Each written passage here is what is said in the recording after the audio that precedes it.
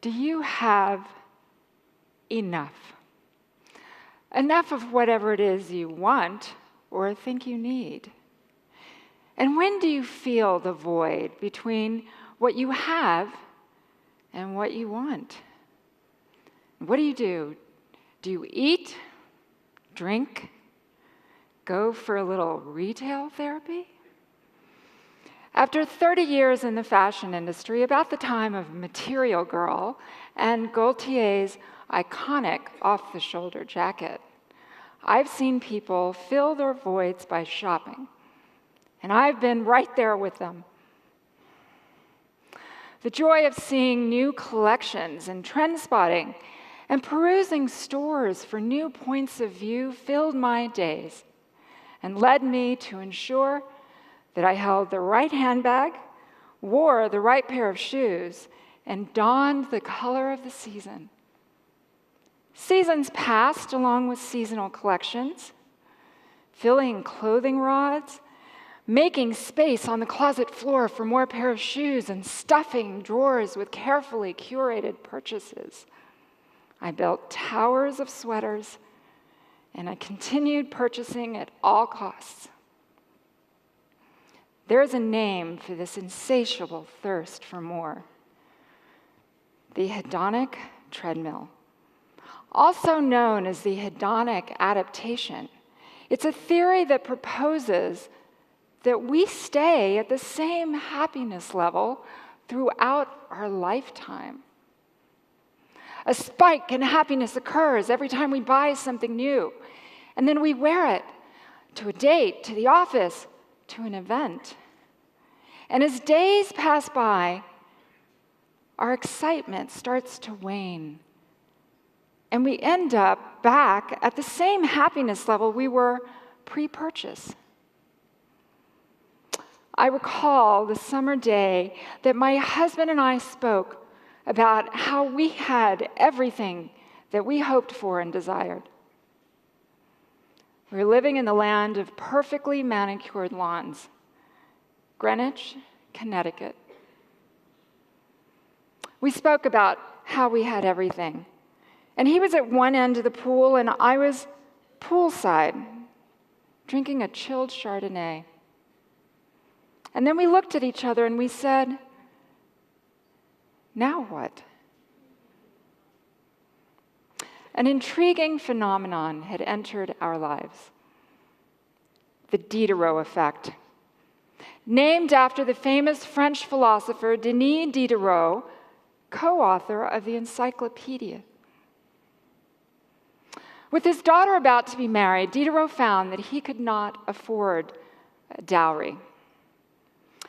And so he chose to sell his personal library for about today's value of $50,000 US. With new money in hand, he set out and he bought a new scarlet robe to wear to his daughter's wedding. But then when he brought the robe home, he noticed this disparity between his new robe and his other personal belongings.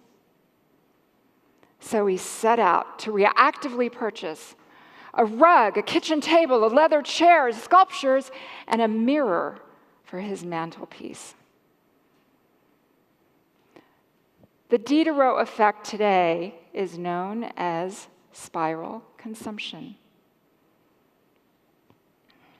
Sometimes a pause is needed to stop, take a look around, and to check in with one's values.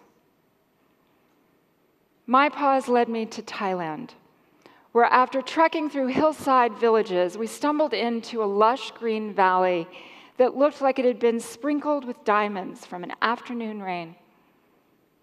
And in the middle of this landscape was an elderly couple, and they were working on their farm.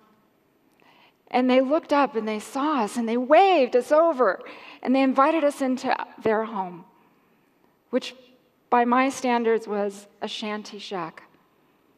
But it was their palace. And they seemingly had everything that they needed, including 2 cups. Just 2. And the woman made a fire And she made a pot of tea. She poured it into the 2 cups and handed them to us.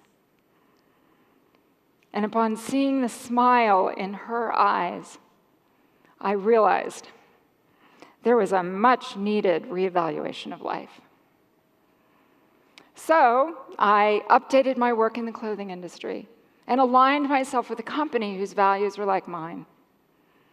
While working with the first environmental clothing company on the planet, I learned about the life cycle of a t-shirt. It takes 720 gallons of water to manufacture just one conventional cotton t-shirt. Now that's about the same amount of water that it takes to grow 21 pounds of potatoes. Not to mention the 12 million tons of textile wastage that we are creating every year. Fast fashion and the ever-quickening product cycles are reminders that our consumer behaviors have impact on the globe and on humanity. Knowing about style is important. It allows us to collaborate with others, to mindfully purchase, and to trust in those experiences when we try something on and it makes us smile, and when it doesn't. But there was something more, something that I couldn't quite put my finger on, and it tugged at me. So I played, and I dove into untapped creativity and experiential storytelling, designing costumes for theater and styling wardrobe for short film, and acting.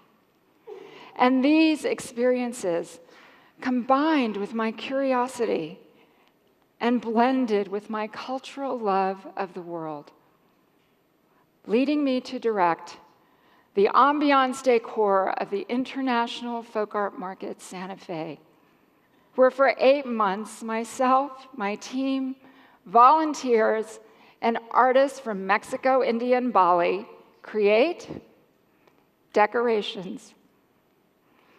Meet Sarah Rosas Guzman, a second-generation artist.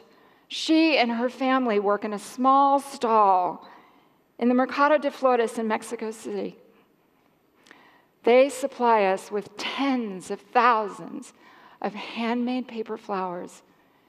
And these hand-rolled edge, dip-dyed creations tell a story of beauty and tradition.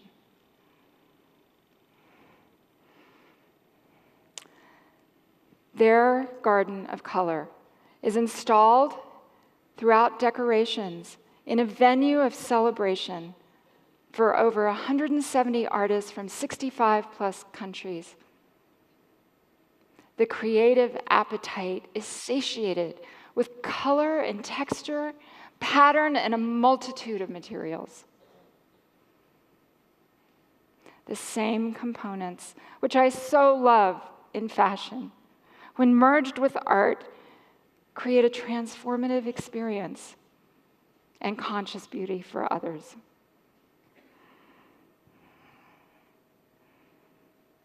There is happiness off the treadmill. So dare to play. Find your seeds of creativity and nurture them and inspire others.